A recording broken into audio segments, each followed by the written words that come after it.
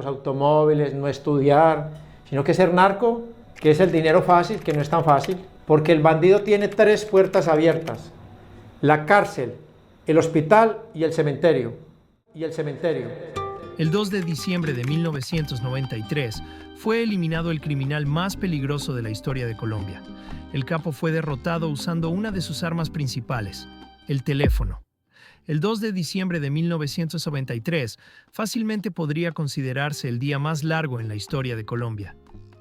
Si bien fueron solo 24 horas normales, la versión actual de lo sucedido podría ser más bien una historia que abarca varias semanas, pues hay muchas historias que solo coinciden con un mismo final: la muerte de Pablo Escobar. Hoy te relato cómo se tejió la muerte de Pablo Emilio Escobar Gaviria. Quédate. Luego de la guerra con el Estado, el 2 de diciembre de 1993, hubo información sobre la muerte de Pablo Escobar, quien se refugió en una casa de 2 pisos en el barrio Los Olivos de Medellín. Escobar murió solo, descalzo, vestido con jeans y camisa azul, protegido por cientos de uniformados que rodeaban la zona desde lejos. 30 años después, observar las fotografías de miembros del bloque de búsqueda y la DEA celebrando junto al cuerpo lleno de sangre de Escobar hace que la percepción de que la exhaustiva meta de encontrar al líder del cartel de Medellín no fue tan difícil. Pero habría que volver 3 años atrás para entender lo que representaba el capo. 11 de agosto de 1990, comienza la caída de Escobar. En todo largometraje, un buen villano debe estar acompañado de un secuaz talentoso, que es Gustavo el León Gaviria de Pablo Escobar. Dicen que la familia no jugó un papel dominante en los negocios, pero juntos los primos construyeron un centro criminal, donde Pablo llamó la atención de todos. Escobar era la cara destacada del cartel de Medellín, pero Gustavo Gaviria estaba a cargo de las finanzas. Era el jefe de logística y, fuera del narcotráfico, era una de las personas más cercanas al poderoso capo, no en vano. Ellos iniciaron este mundo criminal juntos. Se habla de que la fortuna de Gaviria era similar a la de su primo, y aunque de manera natural se afirme que propiedades como la Hacienda Nápoles eran de Escobar, en realidad la mitad era de El León, al que le gustaba tener un perfil más tranquilo. También se presume que no era tan violento como el líder del cartel de Medellín y fue una de las personas que más rechazó la inmersión de Pablo Escobar en la política, lo que hizo que su fachada de empresario terminara. Gustavo acompañó a su primo en sus inicios, en su elevación como capo de la droga y en la guerra contra el Estado y el cartel de Cali. Juntos eran los criminales más buscados del país, aunque el aura de figura poderosa y cabecilla máximo de la organización la tuviera Pablo Escobar. Durante más de 10 años fueron intocables. En gran parte de Medellín, Antioquia y Colombia tenían más poder que el Estado. Pero para Gustavo el poder terminó el 11 de agosto de 1990, alrededor de las 4 p.m. Una unidad de la unidad de búsqueda llegó al invernadero de este, luego de interceptar una de sus llamadas. Fiel al estilo del cartel de Medellín, Gustavo Gaviria prefirió una tumba en Colombia a una celda de prisión en Estados Unidos, por lo que murió tratando de batallar en contra de los uniformados. La mano derecha de Escobar había caído, el cartel de Medellín no era intocable, y el líder de la organización había perdido a su primo y cómplice dentro del ámbito criminal. Gustavo Gaviria tuvo un solo hijo con el mismo nombre. Murió el 2 de diciembre de 1993, y se cree, según una de las tantas versiones existentes, que fue él quien reveló el paradero de Pablo Escobar, luego de ser torturado por los Pepes. Con la muerte de El León, inició la caída de Escobar. Sin el mexicano, con 2 de los Ochoa colaborando con la justicia y gran parte de sus hombres cayendo poco a poco, aunque ya lo era, Pablo Escobar se consolidó como la cabeza principal y el objetivo máximo para terminar con el narcotráfico en Colombia. Catedral, la paz fallida de Escobar. Pasaron 10 meses desde la muerte de Gustavo Gaviria antes de que Pablo Escobar decidiera entregarse a las autoridades colombianas. A través del padre Rafael García Herreros, el líder del cartel de Medellín acordó con el gobierno nacional los términos de su extradición en los que el criminal aparecía como juez y el Estado estaba interesado en lograr un acuerdo. El 19 de junio de 1991 se registró la rendición de Pablo Escobar. Entrando en más detalles, el capo eligió dónde lo retendrían: un terreno en Envigado, construido por el capo para tener una visión de Medellín y varias opciones de escape en caso de que necesitara ocultar la salida. Los guardias en el lugar eran funcionarios sobornados con dinero del narcotráfico o confidentes de delincuentes, por lo que la catedral se transformó de una prisión a otra residencia de Pablo Escobar. La única diferencia, especialmente, es que el Estado sabe dónde está. Dentro de esta falsa prisión, Escobar llevó a cabo reuniones del Cartel de Medellín, fiestas con mujeres, algunas de ellas de la farándula colombiana, y organizó partidos de fútbol con figuras de la Selección Colombia. El capo seguía siendo el líder del emporio que construyó. Con el paso de los meses, esto cambió. El narco vivía cómodamente dentro de prisión, pero no podía controlar su negocio dentro de la jaula de oro, lo que lo llevó a sospechar que sus socios lo estaban traicionando. Escobar especulaba que 2 miembros del cartel estaban escondiendo $6,000 para evitar el pago obligatorio que él obligaba como cuota para permitir trabajar en sus rutas. El 4 de julio de 1992, Pablo Escobar ordenó el asesinato de Gerardo Kiko Moncada y Fernando el Negro Galeano. De la misma forma, según la Comisión de la Verdad, el capo convocó a los hermanos Fidel y Carlos Castaño, líderes de las Autodefensas Unidas de Colombia, para que sufrieran el mismo destino de Galeano y Moncada. La paranoia de Escobar lo llevó a creer que sus aliados se aliarían con sus enemigos, lo que finalmente se hizo realidad. El asesinato de Galeano y Moncada fue la gota que rebasó el vaso de paciencia que tenía el Estado con Pablo Escobar. Después de esto, el presidente César Gaviria ordenó que el capo fuera trasladado a una prisión en la que pudieran tener control de sus actos. En respuesta, Escobar secuestró al viceministro de Justicia Eduardo Mendoza, que era la figura que encabezaría el traslado.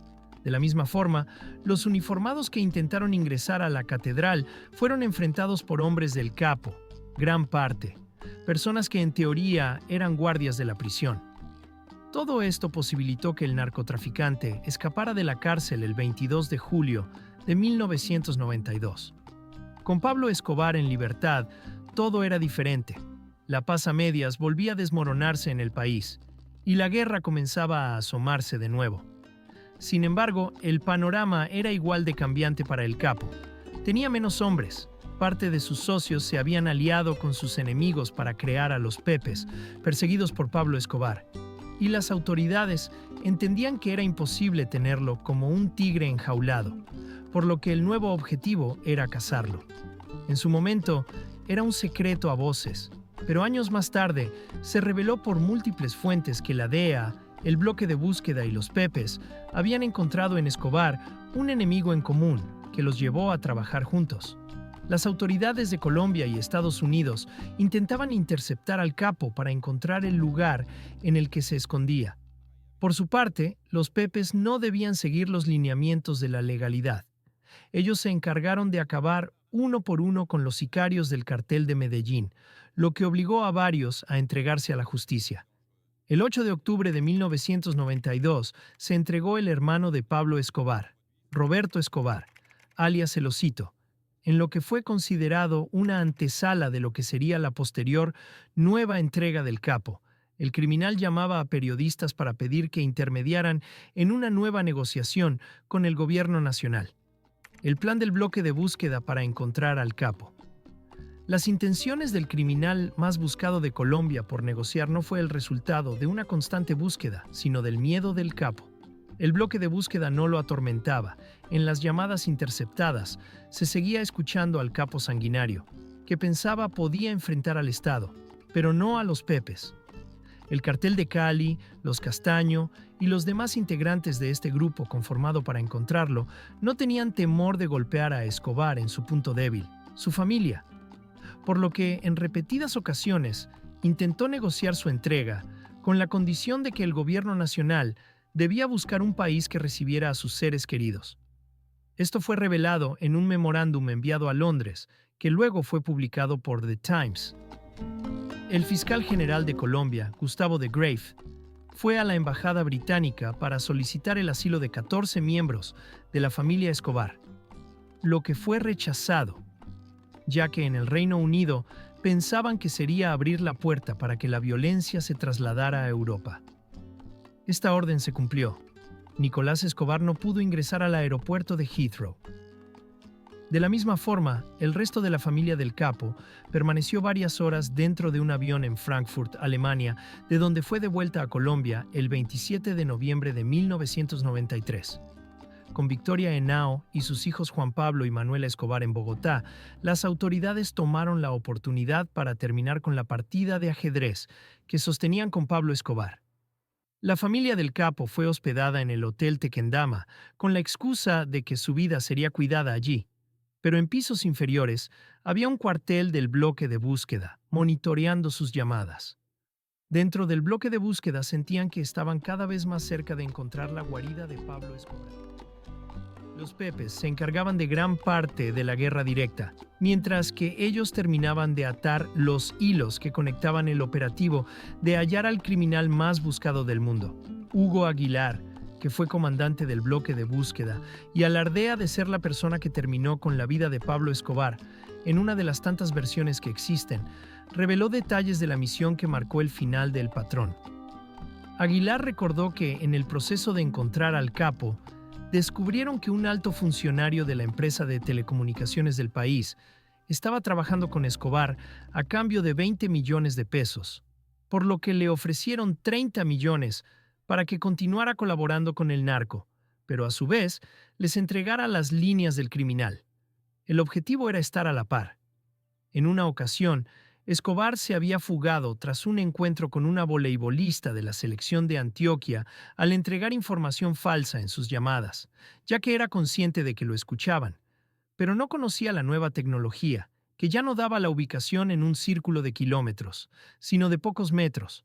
Para esa época, un cura se había acercado a la policía para informar que, en una frecuencia de radio, podía escuchar a un criminal ordenar la muerte de personas, pero que no se trataba de Pablo Escobar.